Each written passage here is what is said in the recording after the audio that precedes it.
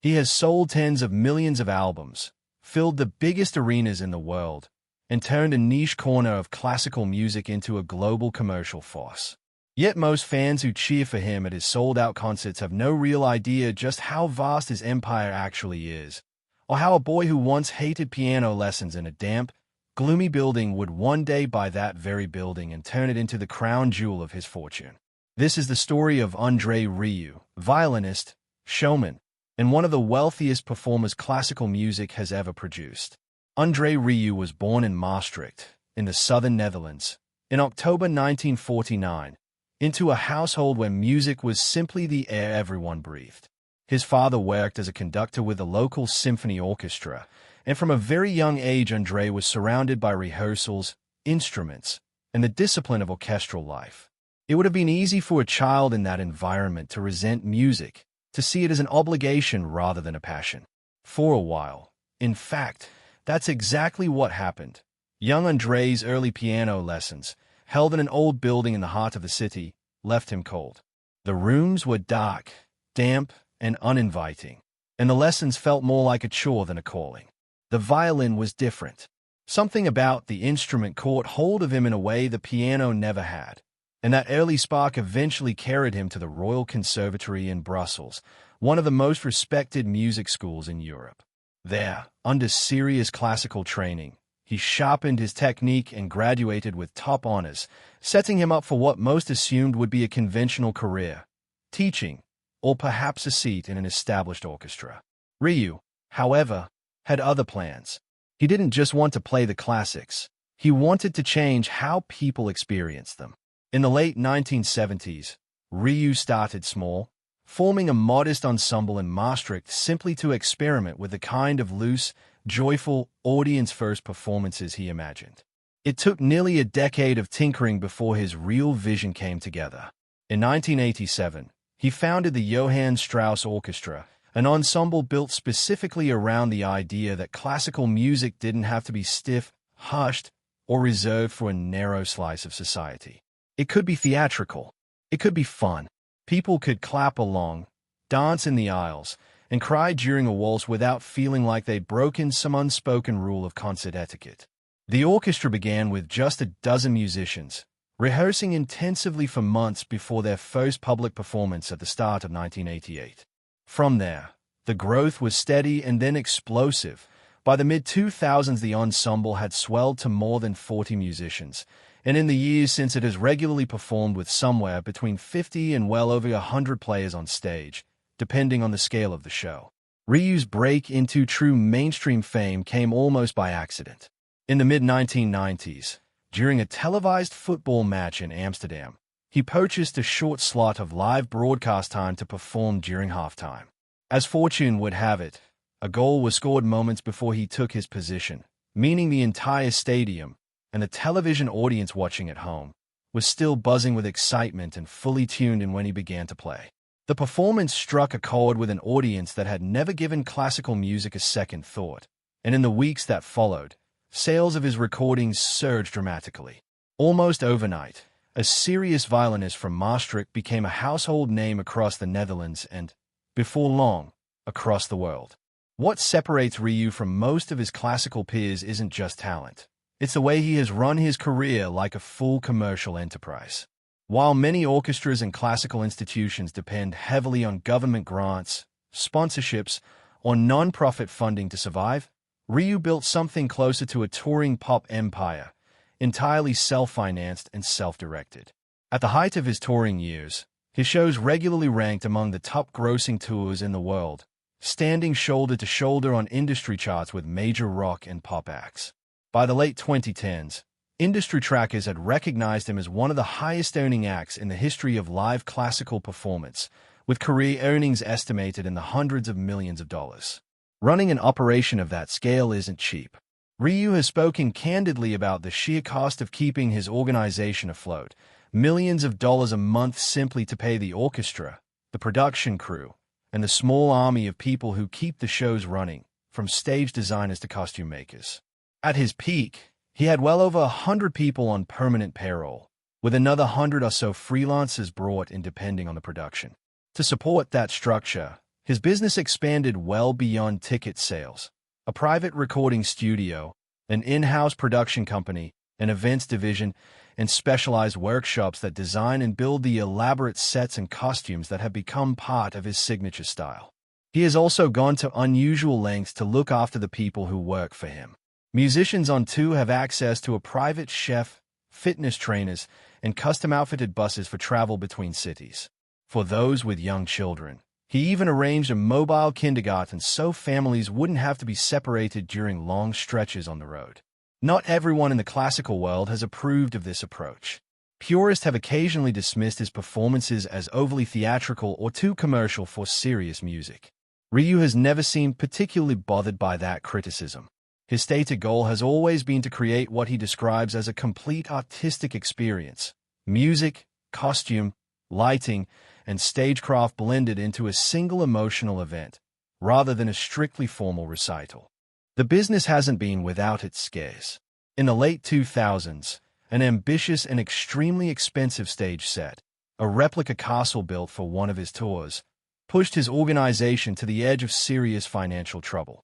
Because his enterprise was self-funded rather than backed by outside institutions, the risk was entirely his to absorb. He weathered it, restructured, and came back stronger, a pattern that has repeated itself more than once over his long career. If there's one asset that captures the emotional core of Rieu's story, it isn't a bank balance, it's a castle. As a boy, Rieu developed a fascination with castles partly through comic books, particularly the Tintin series, in which characters occasionally come into fortune and buy grand old properties. He has said that reading those stories as a child planted the idea that owning a castle someday would be the ultimate mark of success. Decades later, while on holiday in the south of France in 1999, Rieu received an unexpected phone call from his accountant. Part of a centuries-old castle back home in Maastricht had come up for sale. Neither he nor his wife, Marjorie, had been house hunting, let alone castle hunting, but the timing and symbolism were impossible to ignore. That September, he purchased the property for roughly €1.5 million. The twist that makes the story especially striking is that Rieu already had a history with that exact building. As a child, he had taken piano lessons inside its walls, the same lessons that had once felt cold and unpleasant to him. The building he had wanted to escape as a boy became, decades later, the physical symbol of everything he had built. The structure itself carries serious historical weight. Parts of the kitchen date back to the mid-1400s, and much of the surrounding architecture was constructed in the early 1500s. Local legend even ties the castle to a famous French musketeer, said to have eaten his final meal there before dying during a 17th-century siege of the city. Since the purchase, Rieu and his wife have overseen an extensive, deeply personal restoration, not through professional interior designers, but largely guided by Rieu's own aesthetic instincts. He brightened dark interior spaces, added ornate gilded details, and filled the rooms with pieces collected during his travels across Europe.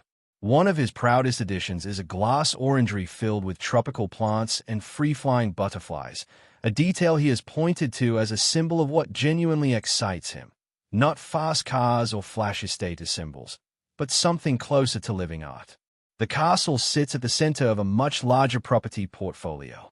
Over the years, Rieu has quietly accumulated dozens of buildings and land parcels throughout Maastricht, including several structures clustered around the castle itself. Maintaining a 500-year-old building is a constant, expensive job.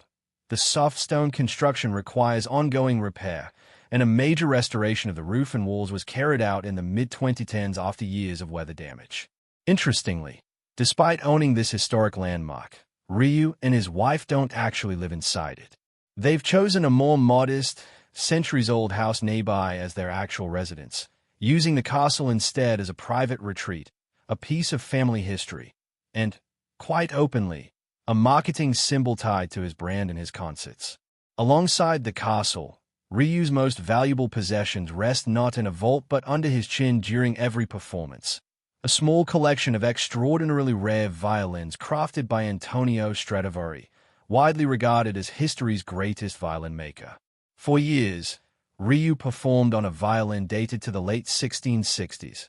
Remarkably, an instrument reportedly made around the time Stradivari himself was newly engaged. Rieu has spoken about feeling a strange emotional resonance with that detail, as though some of the craftsman's own devotion had been worked into the wood. Later in his career, he added an even rarer instrument to his collection, one built in the early 1730s during what collectors consider Stradivari's most refined period. Acquiring instruments like these isn't simply a matter of having money. The market for genuine Stradivarius violins is famously small and tightly controlled, with only a handful of dealers and experts worldwide who broker such sales. Once it became known that Rieu was searching for one, offers reportedly poured in from collectors eager to place their instruments in the hands of a performer with his level of visibility. The financial scale of these instruments is difficult to overstate. Authenticated Stradivarius violins routinely sell for several million euros, and the most expensive one ever sold at public auction fetched well over 10 million euros.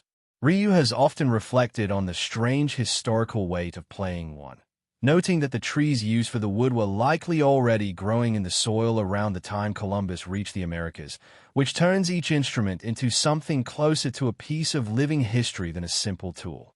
He has described his relationship with his violins in deeply personal terms, comparing the bond to a kind of devotion rather than ownership. Protecting them comes with serious logistical demands, dedicated insurance policies, careful climate control during travel, and tight security whenever the instruments cross borders for a tour.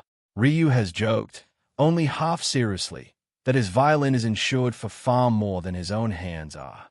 That attachment was tested during the pandemic years, when concert halls around the world shut down and touring acts like us lost their primary source of income almost overnight. Facing serious financial strain for his large organization, Rieu publicly stated he would be willing to sell one of his prized Stradivarius violins if that's what it took to keep his orchestra and its staff afloat. In the end, touring resumed before that sacrifice became necessary, but the willingness to make it said a great deal about where his priorities actually sit, not in the value of the object itself, but in the people whose livelihoods depend on the operation he built around it. Despite decades in the spotlight, Rieu shows little sign of slowing down. As of 2026, he remains actively on tour, performing across numerous countries with dozens of concert dates on the calendar, including a return to the United Kingdom and Ireland. His shows continue to draw enormous crowds, and his organization, the orchestra, the production company, the recording studio, and the sprawling property portfolio in Maastricht, remains very much a going concern rather than a legacy left behind. What makes his story compelling isn't just the size of his fortune, though that alone is remarkable for a classical musician. It's the way that fortune traces back to a very specific childhood, a boy who didn't enjoy piano lessons in a gloomy old building, who dreamed of owning a castle because of a comic book, and who eventually built an entire empire designed around making people feel the same joy in a concert hall that he once wished he'd felt as a child. The castle, the violins, and the orchestra aren't separate trophies. They are pieces of the same long, deliberate answer to a question he's clearly been asking himself since he was young. How do you turn something that once felt like an obligation into something that feels, unmistakably, like home?